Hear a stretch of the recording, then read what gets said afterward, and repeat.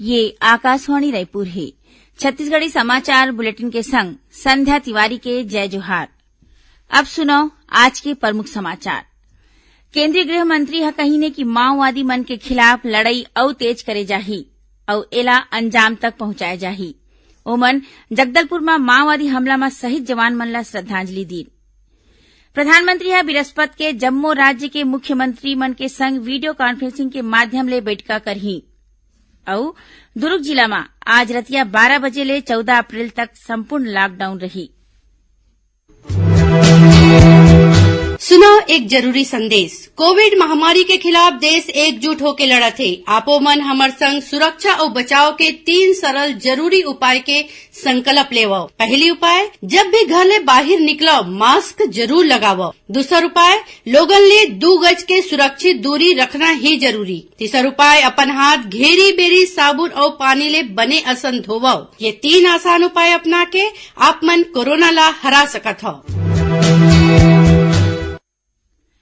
अब समाचार विस्तार ले। केंद्रीय गृह मंत्री अमित शाह कहिने कि माओवादी मन के खिलाफ लड़ई अउ तेज करे जाही अउ एला अंजाम तक पहुंचाए जाही। आज अपन 1 दिवसीय छत्तीसगढ़ प्रवास के दौरान जगदलपुर में पत्रकार मन ले गोठ बात करत केंद्रीय गृह मंत्री कहिने कि जवान मन के बलिदान व्यर्थ नहीं जाए। श्री शाह कहिने कि केंद्र और राज्य सरकार जनजाति इलाका में विकास के काम में अउ तेजी आए के संगे संग माओवादी मन के खिलाफ कार्यवाही ला घलो तेज करही। ओमन कहिने कि हमर जवान मन के मनोबल अभी घलो ऊंचा हवय। केंद्रीय गृह मंत्री आज बिहनिया बस्तर के संभागीय मुख्यालय जगदलपुर पहुंचिन। ओमन सबले पहली जगदलपुर पुलिस लाइन जाके सनिच्चर के होए माओवादी हमला में शहीद जवान मन ला श्रद्धांजलि दीन। मुख्यमंत्री भूपेश बघेल, केंद्र सरकार के वरिष्ठ सुरक्षा सलाहकार के विजय कुमार और केंद्रीय गृह सचिव ए.के. भल्ला समेत केंद्रीय और राज्य पुलिस बल के बड़का अधिकारी मन घलो शहीद जवान मन ला अपन श्रद्धा सुमन अर्पित करीन। एखर बाद शहीद जवान मन के पार्थिव शरीर ला उखर गृह ग्राम बर रवाना करेगिस। अपन जगदलपुर प्रवास के दौरान केंद्रीय गृह मंत्री हा एक उच्च स्तरीय बैठका लेके प्रदेश में सुरक्षा स्थिति के समीक्षा करीन, संगे संग जरूरी दिशा निर्देश घलो दीन। ये मौका में मुख्यमंत्री भूपेश बघेल घलो मौजूद रहीन। एखर बाद केंद्रीय गृह मंत्री ह मुख्यमंत्री के संग बीजापुर जिला में स्थित बासागुड़ा सीआरपीएफ कैंप के दौरा करीन और इहां सीआरपीएफ और पुलिस के जवान मन ले भेंट करके उखर हौसला बढ़ाइन। संझा केंद्रीय गृह मंत्री अपन छत्तीसगढ़ प्रवास के आखिरी चरण में राजधानी रायपुर पहुंचीन और इहां आने अस्पताल में भर्ती सुरक्षा बल के घायल जवान मन ले भेंट करके हालचाल जानीन। खबर के मुताबिक पाछू सनिच्चर के सुकमा और बीजापुर जिला के सीमावर्ती इलाका में माओवादी मन के संग हुए मुठभेड़ में सुरक्षा बल के 23 झीन जवान शहीद हो गए रहिस। ये हमला में 30 जवान घायल घलो होए रहिस। एमा ले गंभीर रूप ले घायल 13 झीन जवान मन के इलाज राजधानी रायपुर के निजी अस्पताल में चलत हे। उन्हें मुख्यमंत्री भूपेश बघेल कहिने कि माओवादी मन के खिलाफ सुरक्षा बल मन के अभियान जारी रही। ओमन कहिने कि ये अभियान ला अंजाम तक पहुंचाए जाही। आज जगदलपुर में शहीद जवान मन ला श्रद्धांजलि देवत और उच्च स्तरीय बैठका में शामिल होए के बाद पत्रकार मन ले गोठ बात करत श्री बघेल कहिन कि माओवाद प्रभावित क्षेत्र मन में कैंप के स्थापना करके कामकाज और तेजी ले करे जाही। संगे संग विकास काम मन ला घलो गति दे जाही। ओमन कहिने कि संवेदनशील माओवाद प्रभावित क्षेत्र में नवा कैंप स्थापित करे के सेती माओवादी मन ह ये दायरा में सिमट गे हे और बौखलाहट में ऐसन घटना ला अंजाम देवत हे। प्रधानमंत्री नरेंद्र मोदी बृहस्पति के जम्मू राज्य और केंद्र शासित प्रदेश मन के मुख्यमंत्री मन के संग वीडियो कॉन्फ्रेंसिंग के माध्यम ले बैठका करही।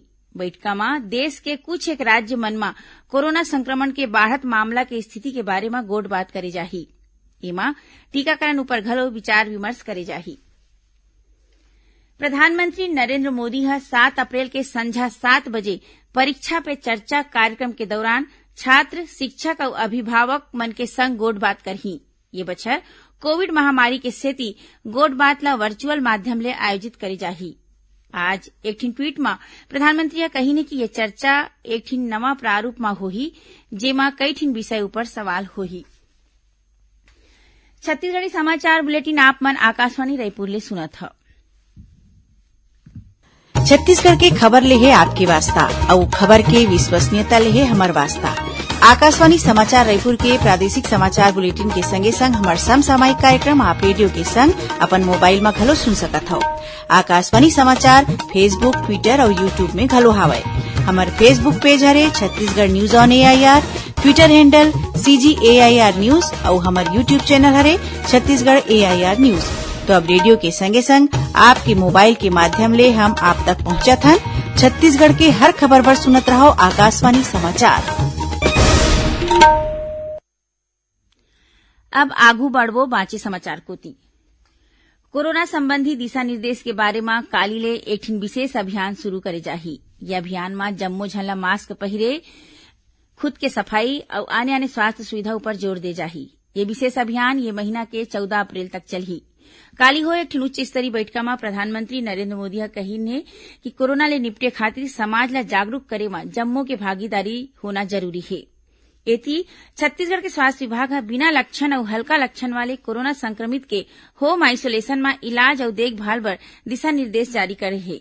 स्वास्थ्य सेवा के संचालक नीरज बंसोड़ ह जम्मू जिला के मुख्य चिकित्सा और स्वास्थ्य अधिकारी मन ला चिट्ठी जारी करके होम आइसोलेशन ले जुड़े निर्देश के कड़ाई ले पालन करवाए बर कहिन हे। दुर्ग जिला में आज रतिया 12 बजे ले 14 अप्रैल तक संपूर्ण लॉकडाउन रही। लॉकडाउन के दौरान जिला के जम्मू सीमा सील होही। जिला में प्रवेश सिर्फ ई पास के माध्यम ले मिल पाही। पेट्रोल पंप ले सरकारी गाड़ी, एम्बुलेंस, मीडियाकर्मी और एडमिट कार्ड दिखाए में परीक्षार्थी मन ला पेट्रोल दे जाही। सरकारी कार्यालय में आम लोगन मन के अवई जवई में रोक होही। बैंक और पोस्ट ऑफिस बिहनिया 10 बजे ले मझनिया 1 बजे तक खुला रही। शादी और अंत्योष्टि पर पहली ले मंजूरी लेना होही। घर घर जाके दूध बटैया मन ला बिहनिया 6 बजे ले 7 बजे तक और संझा 6 बजे ले 7 बजे तक छूट दे गे हे। उन्हें पेपर बटैया मन ला घलो बिहनिया 6 ले 8 बजे के बीच पेपर बांट सकी। उन्हें लॉकडाउन के दौरान दुकान खोले जाए में उखर खिलाफ कार्रवाई करे जाही। ये लॉकडाउन में पेट्रोल पंप, दवाई दुकान, रसोई गैस एजेंसी और चश्मा दुकान मन ला छूट रही। कलेक्टर सर्वेश्वर नरेंद्र भूरे ह लॉकडाउन के दौरान लोगन मन ले मदद के अपील करे ही। एती राजधानी रायपुर में घलो कोरोना संक्रमण ला रोके बर जिला प्रशासन डहर ले जारी दिशा निर्देश के पालन बर काली रायपुर पुलिस डहर ले शहर के सड़क मन में फ्लैग मार्च करेगिस। ये दौरान जम्मो दुकान मन ला संझा 6 बजे तक बंद करे के निर्देश देगिस।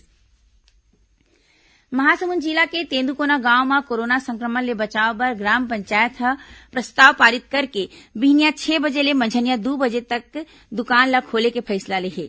एकर बाद मझनिया 2 बजे के बाद जम्मो दुकान खुदे बंद रही।